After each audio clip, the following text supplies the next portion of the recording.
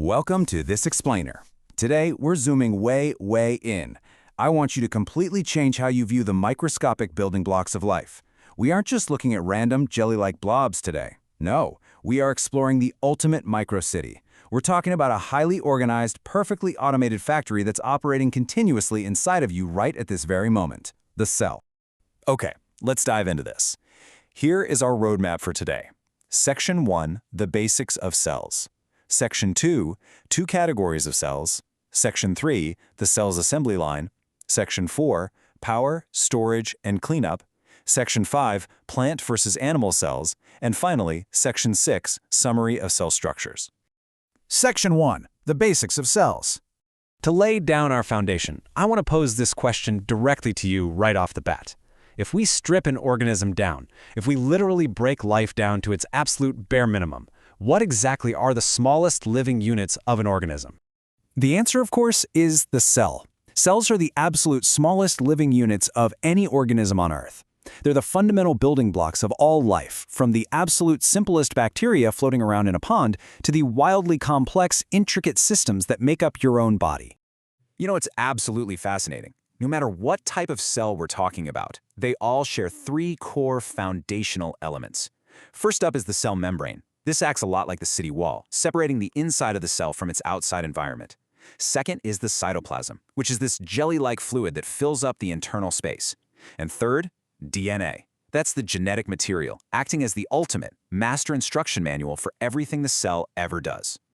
Moving on to Section 2, two categories of cells. And this brilliantly illustrates the massive structural divide in the microscopic world. On one side, we have eukaryotic cells. These are the advanced, highly complex microcities found in plants and animals.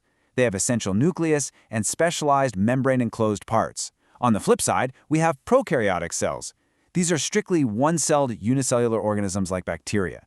They're much simpler. They still possess that absolutely crucial genetic material, but it isn't contained within a neat central nucleus, and they totally lack those enclosed specialized parts.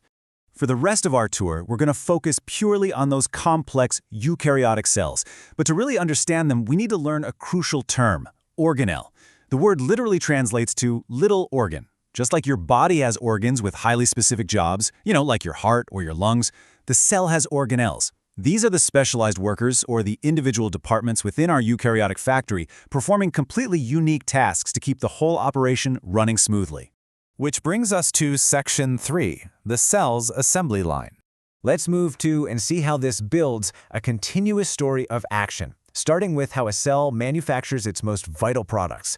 It's a brilliant assembly line. Step 1, the nucleus dictates the orders. Step 2, ribosomes actually synthesize the proteins. Step 3, the endoplasmic reticulum transports them in tiny little packages called vesicles. And Step 4, the Golgi body receives them. It acts a lot like a microscopic Amazon fulfillment center, folding, customizing, and packaging those proteins so the cell can actually use them, sometimes even tacking on lipids or carbohydrates for good measure. Let's zoom in on the absolute start of that line, the nucleus. This is the boss's office, the control center. Inside the nuclear membrane, DNA normally exists as chromatin. Think of it as a messy. Actually, scratch that. Think of it more like a tangled bowl of spaghetti. But when the cell gets ready to divide, that DNA tightly condenses into neat, recognizable structures known as chromosomes. The nucleus also houses a highly important subdepartment called the nucleolus. This is exactly where those protein-building ribosomes are manufactured before being sent out onto the factory floor. So once those ribosomes leave the nucleus, they wander out into that jelly-like cytoplasm. Many of them attach themselves to that transport passageway we mentioned, the endoplasmic reticulum, or ER for short. There are two distinct types here. The rough ER is studded with these attached ribosomes, giving it a bumpy, textured look. The smooth ER, on the other hand, has 0 ribosomes attached. Together, they form this crucial, membrane-enclosed highway system for moving materials all throughout the cell. All right, Section 4, power, storage, and cleanup. Now, what's really interesting about this slide is how it outlines our essential daily facilities management. Lysosomes are your garbage collectors. They're packed with enzymes that break down cellular debris and worn-out parts. Vacuoles handle the storage, acting as sac-like structures holding water and other materials. And then we have the mitochondria, the famous powerhouse of the cell, making ATP molecules through a process called cellular respiration to provide energy for literally everything.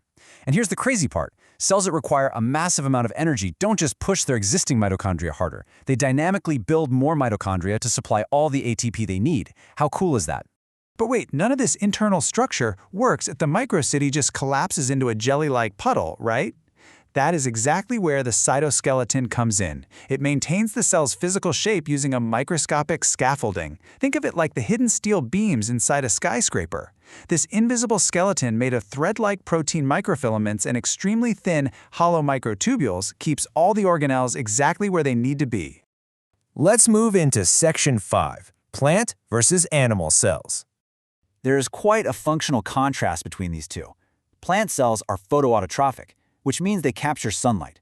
To pull this off, they feature chloroplasts containing green chlorophyll for photosynthesis. They also rely on a rigid cell wall outside the membrane for structural support, and a massive central vacuole to store water. Animal cells, on the other hand, never have a cell wall, making them way more flexible. And while plant cells don't typically need them, animal cells feature those garbage-collecting lysosomes we talked about to constantly break down waste. Now, beyond the standard plant and animal basics, some cells have incredible specialized structures for movement. Cilia are microscopic hair-like projections that move in coordinated waves. In us humans, your respiratory tract is heavily lined with them. They trap inhaled particles from the air and sweep them out to be expelled when you cough. Then there are flagella, which are essentially tail-like propellers. You'll find these on some bacteria, allowing them to swim around, and interestingly enough, the only human cell equipped with a flagellum is the sperm cell. Wrapping things up with Section 6, Summary of Cell Structures. So the crucial point is perfectly captured in this idea right here. Even though only plant cells have chloroplasts, both plant and animal cells have mitochondria. Yes, plant and animal cells have distinct, really fascinating differences tailored to how they survive, like the rigid, sunlight-capturing walls of a plant versus the flexible, cleanup-driven nature of an animal cell. But they both absolutely rely on that powerhouse, mitochondria, for energy. They're both ultimately built on the exact same universal foundational traits of complex eukaryotic life. Which brings us to a final thought I want to leave you with today. Given the immense, mind-boggling complexity of these microscopic factories, the perfectly automated coding of your DNA, the precise protein assembly lines, the dynamically adapting power plants, what incredible assembly lines are running perfectly inside you at this very second? Trillions of these cells are working non-stop, communicating and manufacturing, right now, just to make you you. It's truly spectacular when you think about it. Thank you so much for joining me for this explainer, and keep learning.